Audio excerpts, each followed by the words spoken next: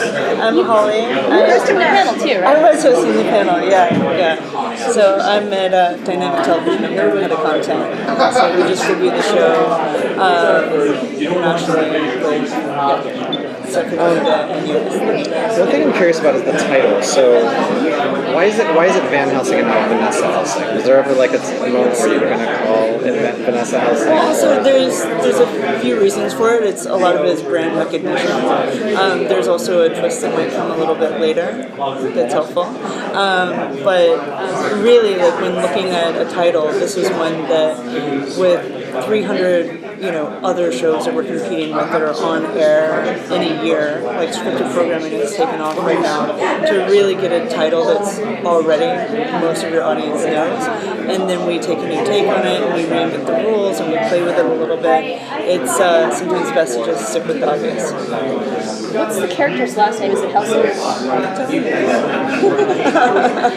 We had kind of been talking about how SyFy is a real strong place and a real nurturing channel for strong female characters of all different types. And they have so many shows right now that are really supportive of that. Was that one of the things that you kind of looked into when you were shopping that? And is that one of the things that they looked into? It's very specific in terms of the development of this show, it was specifically for SyFy. It was meeting a need of theirs that they do really want to appeal to strong female audiences, and it was specifically for them that we thought that this would be the perfect show. So yes, absolutely, that had to do with that. It also, you'll see, we weren't able to have some of the other cast members on the panel, but we have some very strong female cast members from the very beginning of the series that continue on, and we're really excited to be able to play against stereotypes.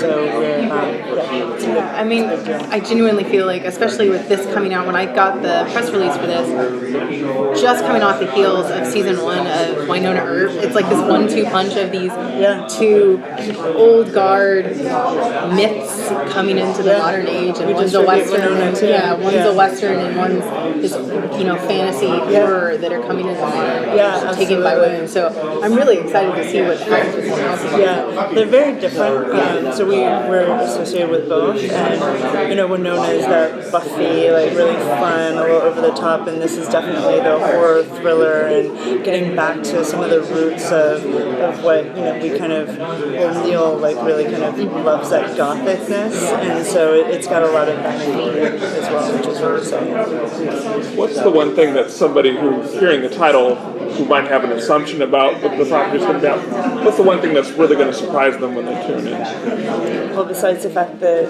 it's Vanessa, the fact that she can turn a vampire back into a human is really exciting.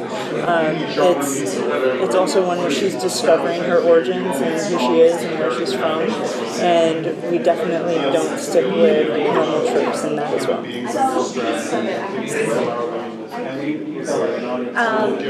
The panel mentioned that there are different tiers of vampires. Yes. So are we going to get into the politics at all about vampirism and how they interact with each other? We get a little bit in it. The easiest way to describe it is you are what you eat. So, if you are eating humans, you are probably of a higher level. Your facilities are there. If you start to kind of go a little bit more bottom feeder, it affects you. You could tell in one of the scenes that we showed when the one where he's in the water and there's a vampire coming out. They call him feral, and that's someone who's been feeding on feral animals or something, and they become that. There are even those that are even worse than that we'll get to see, which is exciting. And so it's definitely, there are tiers, and there are also some vampires are like, oh yeah, I'm not going there. Those people are crazy. Kind of getting back to into distributing, I was really curious. So obviously you developed this for SyFy and for the obviously SyFy does the American side. When you have to do the distribution for the Canada market and the UK and things like that, does SyFy help you with that, or do you guys have to go through a different distribution market and try to find networks within those countries? This one is so Chad and Mike did all the Canadian distribution parts, and we're really you know, and they did the dealing with SyFy here for the linear network. You know, you always look at that. We were able to really take this vision, and we had that in mind, but we also wanted to stay with the creative of the show. But yes, that's always something that we look at. How many episodes do you think you'll have in the first season? It's 13 episodes. Yeah. Is that the one that, do you think that SyFy is mostly doing that for most of their shows now? Because it seems like that seems to be the measure now. Yeah, we've been doing 13 for most of the shows, especially with the models, like this type of model, which is similar to animation. Yeah. I think that, you know, I don't know specifically, but 22 is a lot, 6 or 8, you don't really get into the characters. 13, you can have a really good story, have a few twist turns, have it, you know, go into places that aren't expected, and then you go from there. I think that's why it's a good number. It's also lucky. It's not enough. Lucky 13. Now, has this been shooting up in Canada as This well? has been shooting in Vancouver. Yeah. So Vancouver was chosen because obviously with vampires and might be a little bit more overcast than other places. So that's one of the reasons why we shot there.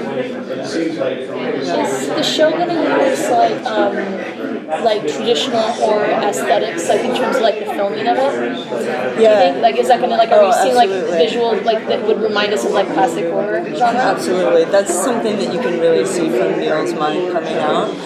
And our, you know, the DP that we got on it, it's really cinematic, and it feels a lot of times, there is definitely the blood and the gore, but it's also the suspense of getting there, which you remember from the horror that you kind of grew up on.